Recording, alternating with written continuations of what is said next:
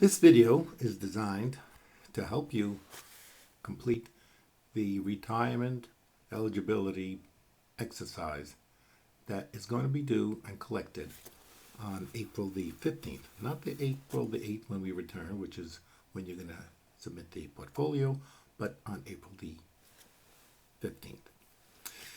This is the problem that we're going to do now, and I'll be sending you this Excel spreadsheet for your education.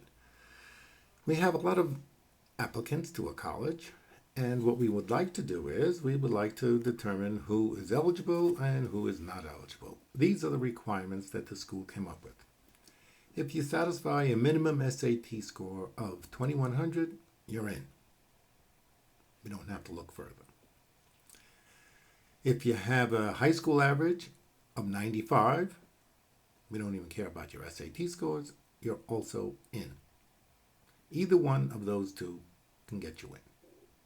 If you fail both of those, then you might get in if you have a high rank. If you're in the top 10% of your high school class, that is, the minimum rank is 10% or better, like 9 or 8 or 7%, and in addition to that, you have an 1800 on your SAT score instead of the 2100, or you have a minimum high school average of 85, then you're also in. So you need all three of those requirements to get in. So, to summarize, you can get a 2100 or better on your SAT scores, or a 95 on your high school average, or a rank of 10% or better, and SAT scores of 1800, and a high school average of 85 or better.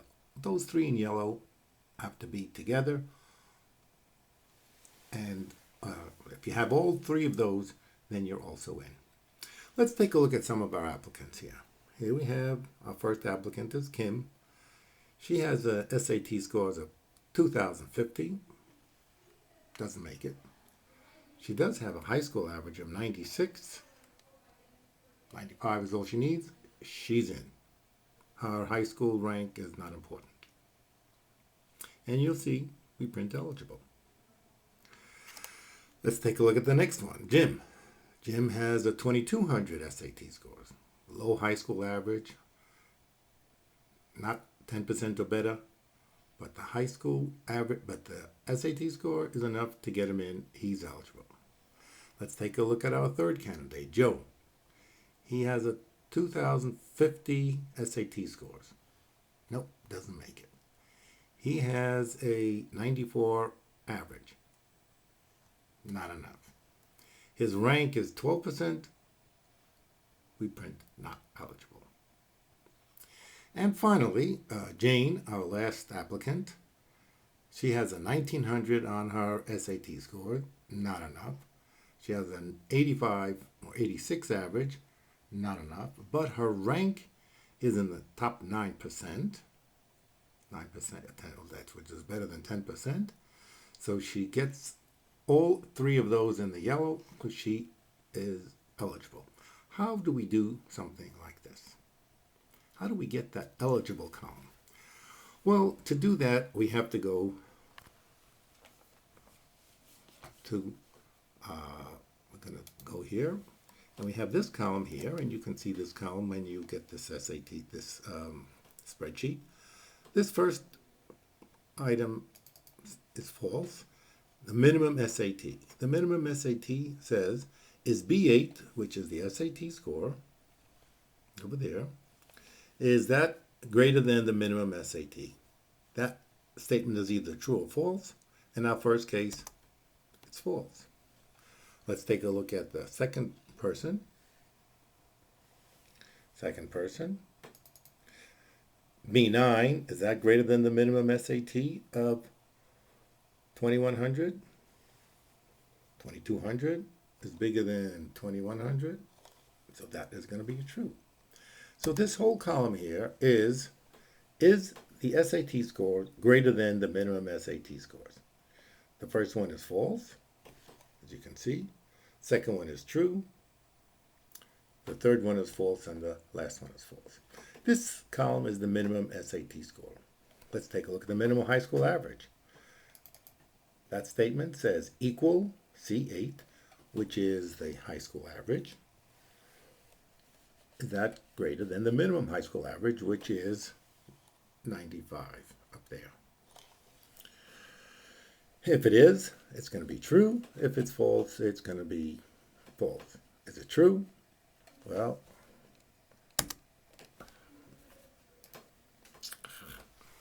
just get back that. This one, the minimum high school average for our first candidate here is true. That's what the formula looks like. C8 greater than minimum average. And so on all the way down. So this is, let me just hit enter here. Okay. So this is the SAT requirement. This is the high school average requirement. And then this is the three ones in yellow. If you meet the rank requirement, the rank requirement is D8, which is the rank less than the minimum rank. By less than, we mean better than. 10% is better, 9% is better than 10%. That can be either true or false. And for the first person, that's false. The SAT is good. And the high school average with the rank is good. But since he fails this, you need all three of these. You need all three of these in order to satisfy the rank requirement. This is a new statement which says and equal and J8 colon L8. That means this has to be true, and this has to be true, and this has to be true. They all have to be true in order for this to be true.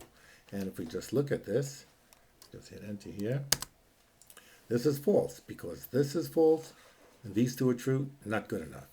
The second one here is false because only one of them is true. This one is false because the first one is false. And the last one is true, and the last one is true because and. This is true, and that is true, and this is true. So that's the only one that's true because they all are. All three of them are true. That's what and means. This and that. So that's how we get this column. And in order to be, what happened here?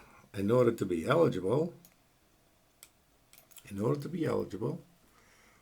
we have the following statement. Let me just show you the formula. Or, and look at this. G8, which is the SAT requirement. H8, which is the high school average requirement. Or the rank requirement. Either one of these means you're eligible. The G, the H, or the I. Notice the I is an and requirement by itself. Okay, and that's how we get this column, min SAT, the eligible, either true or false. Once again, it's either the G or the H or the I. And these two are true. This is true, and Joe, you remember, was false. And here is a simple if-then statement. If F8, which is the eligible, true or false, if it's true, we print the word eligible. If it's false, we print the word not eligible. And that's how we get this.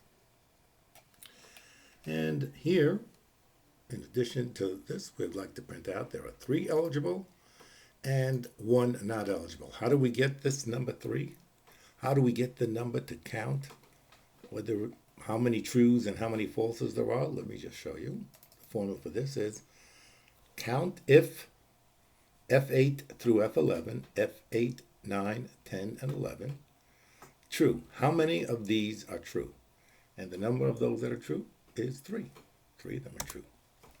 This says count if F8 to F11, those same 4 boxes. Count how many of them are false. And in this case, one of them is false. So that's the video. I'm sending this to you, and I'm also sending you this entire spreadsheet. And what you have to do is modify this or start from scratch. And you have to have the eligibility for requirement, which are as follows. Well, you could read this. This is the assignment. I don't know if you can see it here. You have to be 65 or work with the company 35 years. That's not important. You can read that on your own. And this is the assignment as given. And this again is going to be due on the 15th of April. Very similar. The assignment is very similar to this, and I will send you this, and I'll also going to send you the this video. Hope you enjoy it, and I'll see you on April the 8th. Happy Easter to everybody. See you then. Bye.